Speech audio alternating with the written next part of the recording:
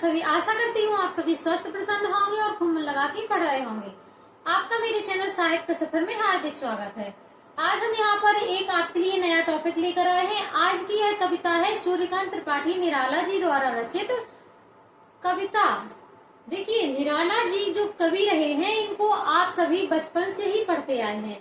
इनकी कुछ कविताएं, इनके काव्य, इनकी रचनाएं प्रत्येक जो स्टूडेंट्स हैं वह इनको जरूर जानते होंगे। तो आज हम इनकी प्रमुख कविता लेकर आए हैं। इनकी कविता है बांधो न नाव इस ठाव बंधु। यह कविता यूजीसी नेट के पाठ्यक्रम में लगी हुई है और कई बार यहाँ से प्रश्न बन जाते हैं। सबसे पहले हम देखेंगे निराला जी का थोड़ा सा व्यक्तित्व, इसके बाद देखेंगे इनकी और रचनाएं, और साथ ही इस कविता का आपके साथ में मैं सस्वर वाचन करना चाहूंगी।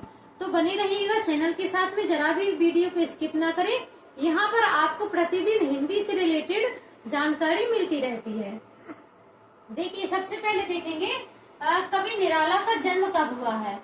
तो चूंकि सभी को पता है, कवि निराला जो है यह छायावाद के, हिंदी साहित्य का जो छायावाद युग है, आधुनिक युग के अंतर्गत जो आता है, तो छायावाद के 4 स्तंभ कवियों में से एक हैं। इनको छायावाद का महेश भी कहा जाता है। क्योंकि ब्रह्मा कहा जाता है जयशंकर प्रसाद को, विष्णु कहा जाता है सुमित्रा नंदन पंत को, और महेश कहा जाता है निराला जी को। इनका पूरा नाम है सूर्यकांत त्रिपाठी निराला। सूर्यकांत त्रिपाठी निराला कहते हैं। इनका नाम सूर्यकांत त्रिपाठी था, पर निराला इन्हें एक उपाधि दी गई थी जो आगे चल के इन्हीं के नाम के साथ में जुड़ गई है। इनका जन्म 1999 में हुआ था। इनका जन्म कभी भी आपको नहीं भूलेगा। देखिए, 99 से निराला याद कर लीजिए, आपको कभी भी नहीं भूलेगा। इनका जन्म सन 1999 ईस्वी में हुआ था। ये कहाँ के रहने वाले हैं?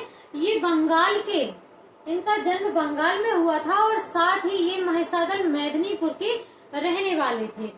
इनकी प्रारंभिक रचनाएं, सर्वप्रथम यदि इनके बारे में पूछा जाता है, इनका ज्यादा वर्णन ना करते हुए जल्दी से कविता की ओर मैं चलूंगी, पर बेसिक जानकारी जो आपके लिए होनी चाहिए वह बहुत ही जरूरी है। तो देखिए, सबसे पहले इनकी जो रचना कविता आई थी 1916 ईस्वी में, उसका नाम था जूही की कली।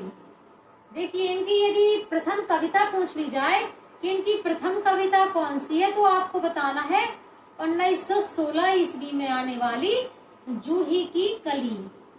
जूही की कली इनकी प्रथम कविता है, लेकिन महावीर प्रसाद द्विवेदी ने इसको रवड़ छंद या केचुआ छंद कहकर अपनी सरस्वती पत्रिका में छापने से इनकार कर दिया था। इनकी यह रचना मुक्त छंद की रचना है। इस रचना को क्या कहा गया है? छंद मुक्त रचना। छंद मुक्त रचना यह कविता है। इनकी कौन सी श्रेणी में आती है?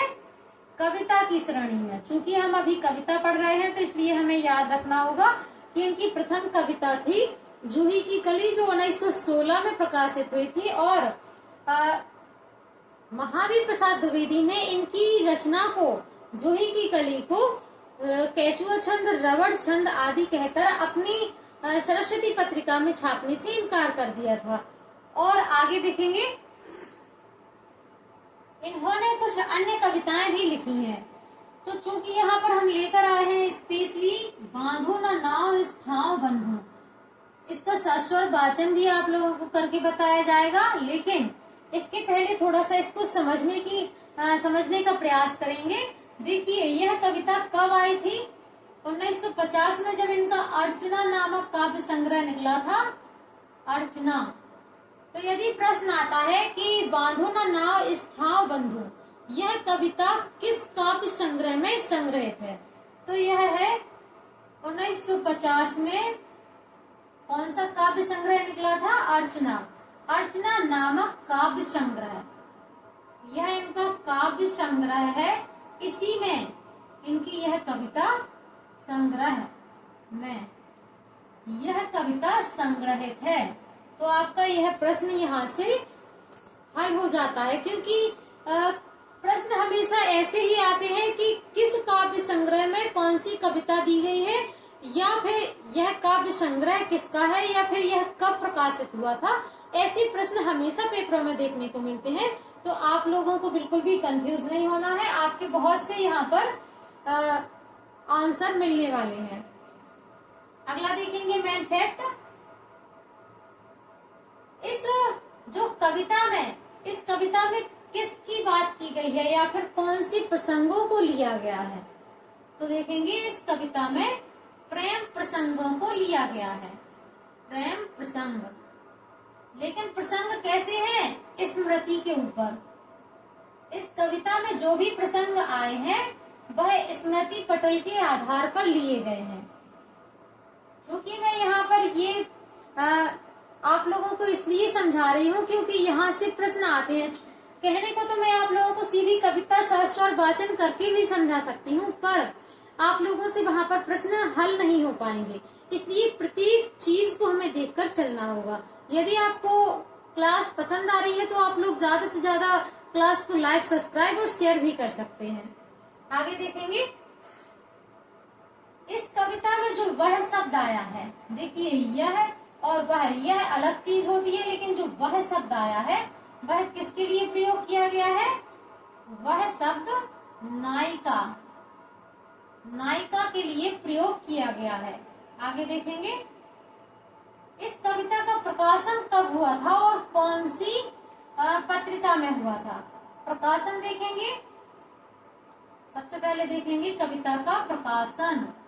तो प्रकाशन हुआ था देशदूत नामक एक पत्र चलता था। कौन सा? साप्ताहिक था, साप्ताहिक। देशदूत नामक साप्ताहिक पत्र में इस पत्रिका का सर्वप्रथम प्रकाशन हुआ था। आप लोगों को याद रखना है कि इस पत्रिका का सर्वप्रथम प्रकाशन देशदूत नामक पत्रिका में हुआ था। आगे देखेंगे इससे जुड़े हुए कुछ और तथ्य। ये जो कविता है इसमें ताल है, ताल जिसे गायन वादन के साथ साथ हम प्रयोग करते हैं। मुहावरों का भी प्रयोग किया गया है, मुहावरोंदार भाषा भी है, और साथ ही साथ इसमें हर लाइन में आपको 16 मात्राओं का बंध मिलेगा।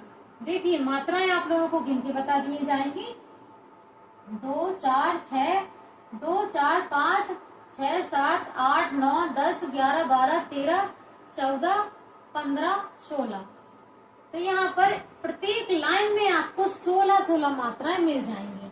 अब आप लोगों के माइंड में आ गया होगा कि 16 मात्राओं का कौन सा छंद या कौन सा पद होता है। तो आप लोग याद रखिएगा, खैर ये पेपर में नहीं आएगा। आगे देखते हैं। यह निराला की छोटी कविता है। देखिए छोटी कविता, क्योंकि निराला जी ने बहुत सी कविताएं लिखी हैं। इनकी कई कविताएं लंबी कविताओं के अंतर्गत आती हैं। लंबी कविता में जैसे कि राम की सप्ती पूजा हो गई, कुकर मुक्ता हो गई, ये इनकी लंबी कविताओं के अंतर्गत आती हैं। लेकिन यह जो कविता है बांधो ना नाव स्थाव बंधु, तो यह इनकी छोटी कविता के अंतर्गत आती है।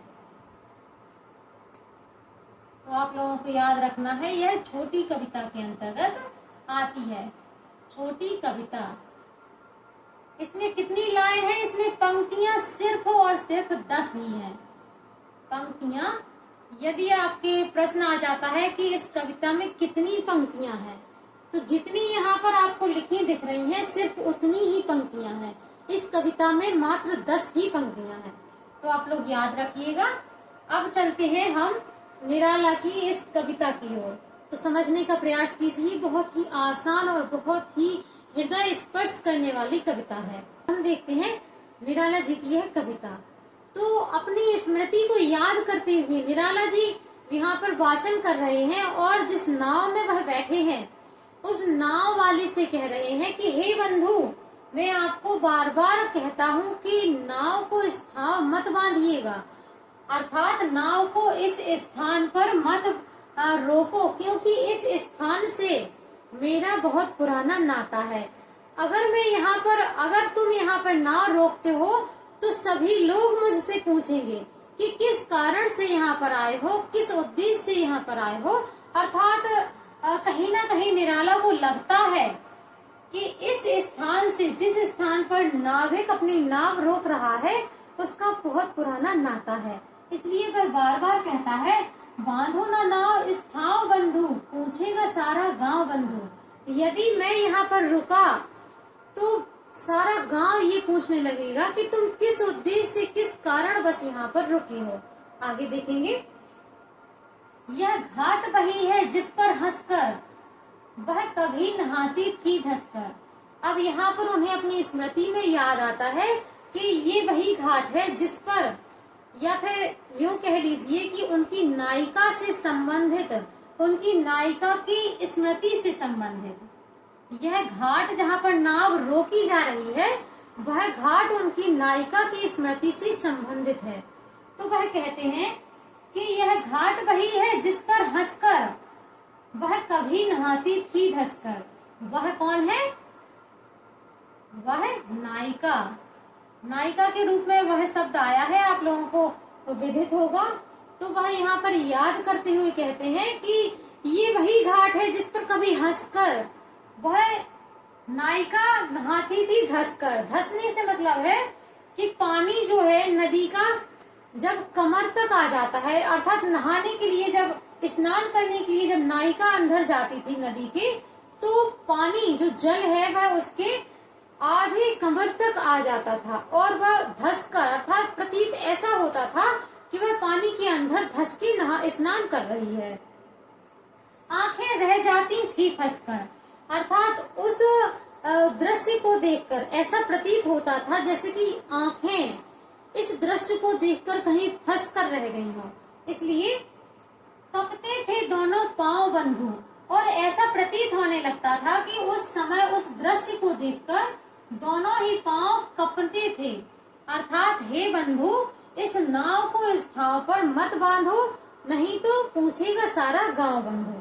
आगे चलते हुए वह अपनी स्मृतियों को और अधिक याद करते हुए कहते हैं, वह हंसी बहुत कुछ कहती थी। कौन सी हंसी? जब उनकी नायिका वहां पर आती थी और उस नायिका के द्वारा स्मृति जो है, आप लोगों के जहन में भी स्मृतियां आती होंगी, जैसे कि आप जब किसी छोटी क्लासों में या फिर बड़ी क्लासों में पढ़ रहे होते हैं तो बहुत सी घटनाएं ऐसी हो जाती हैं जब हम कोई चीज कहते नहीं है, सिर्फ आंखों से ही उनका स्पर्श हो जाता है, आंखों ही आंखों में बातें हो जाती हैं। जहाँ पर ऐसा ही हाल यहाँ पर कुछ निराला जी का था। तो वह अपनी स्मृति को याद करके कहते हैं, वह हंसी बहुत कुछ कहती थी। अर्थात जो उनकी नायिका है उसकी जो हंसी है वह बहुत कुछ कहती थी। शब्दों का वाचन नहीं है यहाँ पर, सिर्फ वाचन है तो आंखों के द्वारा स्पष्ट किया गया है, स्मृति वाचन है। फिर भी अपने में रहती थी, बहुत कुछ ऐसा प्रतीत होता था उस समय कि उसकी आंखें बहुत कुछ कहती थी, लेकिन फिर भी खुद में ही रहती थी, अपने में रहती थी, मतलब अपने आप में ही सीमित रह जाती थी। सबको सुनती थी, सहती थी। उनकी नायिका स्मृति पटल पर कैसी प्रस्तुत हो रही है कि वह सब कुछ सुनती थी। कोई यदि उसे कुछ कह जाता था या कुछ ताने दे जाता था, वह सब कुछ सहती थी और सब कुछ सुनती थी। देती थी सबके दाव बंधु, अर्थात दाव देने का मतलब है कि दाव मतलब मौका देना। देती थी सबके दाव बंधु, दाव का मतलब होता है मौका। देखिए, उनकी स्मृति में जो नायिका है वह सब कुछ सहती थी लेकिन फिर भी चुप रहती थी। देती थी सबके दाव बंधु, अर्थात सब कुछ सहने के बाद भी वह और दूसरों से कभी भी शिकायत नहीं करती थी और उनको मौका देती थी कि कुछ भी कहने का, क्योंकि उसके अंदर इतनी सहन शक्ति थी कि वह हंस के ही सारे समस्याओं को सह लेती थी। इसलिए निराला जी वहां पर कह रहे हैं कि हे बंधु, हे नाविक, मैं आपसे बार बार प्रयत्न कर रहा हूँ कि इस ठाव पर नाव को मत बांधो। अब देखिएगा निराला जी किस प्रकार से कहते हैं, बांधो न नाव इस ठाव बंधु, बांधो न नाव इस ठाव बंधु, पूछेगा सारा गांव बंधु,